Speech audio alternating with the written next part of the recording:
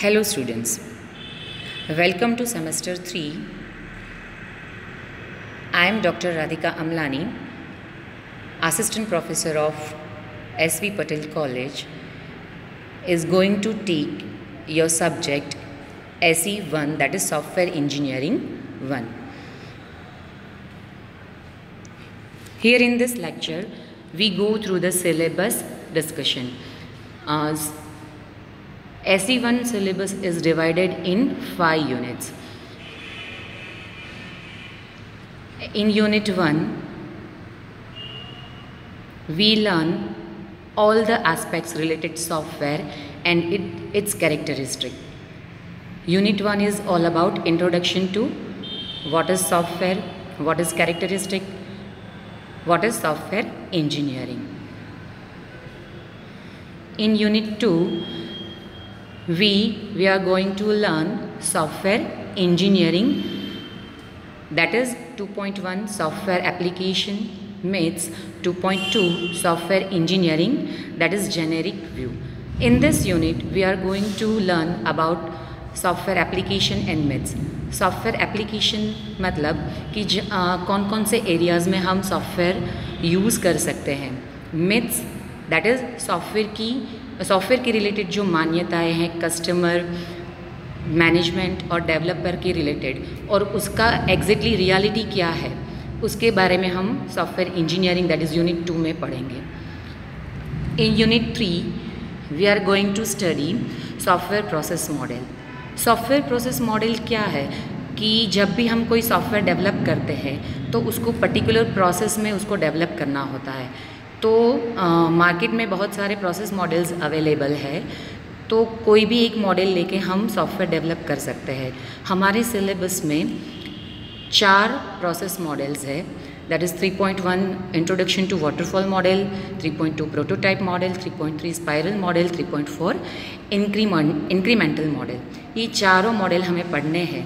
ये चारों मॉडल अलग अलग स्पेसिफिकेशन के साथ हम किसी सॉफ्टवेयर मॉडल को डेवलप करने के लिए यूज़ कर सकते हैं. ये चारों मॉडल के अलग अलग प्रोज एंड कॉन्स है. So in unit 3 we are going to study about the software process model. In Unit 4, we are going to study requirement analysis. कोई भी आप सॉफ्टवेयर डेवलप करने जाओ या हार्डवेयर डेवलप करो तो वहाँ पे आपको यूज़र की रिक्वायरमेंट, कस्टमर की रिक्वायरमेंट जो है वो चाहिए. तो रिक्वायरमेंट जो है वो पहला फेज़ है. सॉफ्टवेयर प्रोसेस मॉडल जो है वो मेनली 5 फेज़ में डिवाइडेड होता है. फर्स्ट फेज़ जो है वो रिक्वायरमेंट एनालिसिस, सेकंड फेज़ जो है वो डिज़ाइनिंग, थर्ड फेज़ जो है वो कोडिंग, फोर्थ जो है वो testing and fifth one is maintenance. So unit 4 में हम रिक्वायरमेंट एनालिसिस के बारे में स्टडी करेंगे. 4.1 जो है उसमें इंट्रोडक्शन है, रिक्वायरमेंट के related introduction. 4.2 current application analysis, 4.3 requirement gathering technique and fact finding technique, 4.4 DFD data dictionary process specification, 4.5 importance of requirement specification, 4.6 software requirement specification document. So in unit 4 में हम requirement के related सारी जो theory है वो पढ़ेंगे. कैसे requirement collect करनी है, रिक्वायरमेंट को कैसे एग्जैक्टली स्पेसिफिकेशन में फॉर्म करना है.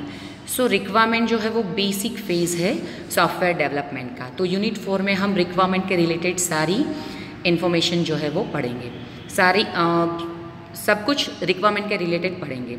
Unit 5 that is system designing. तो रिक्वायरमेंट एनालिसिस के बाद सारे रिक्वायरमेंट को हमें कन्वर्ट करना होता है डिज़ाइनिंग में. तो यूनिट 5 में हम वो सीखेंगे कि रिक्वायरमेंट को कैसे कन्वर्ट करें डिज़ाइनिंग में. तो उसमें जो है वो 7 टॉपिक है. 5.1 designing model, 5.2 principle and concept, 5.3 functional independence, 5.4 module and sequence, 5.5 effectiveness of modular design, 5.6 mapping of requirement into design, 5.7 design documentation. तो ये 7 टॉपिक जो है वो हम सिस्टम डिज़ाइनिंग में पढ़ेंगे. सिस्टम डिज़ाइनिंग जो है मतलब सिस्टम की जो डिज़ाइनिंग हमें करनी होती है वो पर्टिकुलर प्रिंसिपल बेस्ड होती है. हम जो भी मॉड्यूल बनाते हैं वो फंक्शनली इंडिपेंडेंट होनी चाहिए. तो ये सारे कंसेप्ट हम सीखेंगे सिस्टम डिज़ाइनिंग में. रेस्ट ऑफ द 3 फेजेस जो है वो आप AC 2 में 4th सेमेस्टर में पढ़ोगे। सो ये 5 जो यूनिट है वो हम पढ़ेंगे पर्टिकुलरली इन SE 1।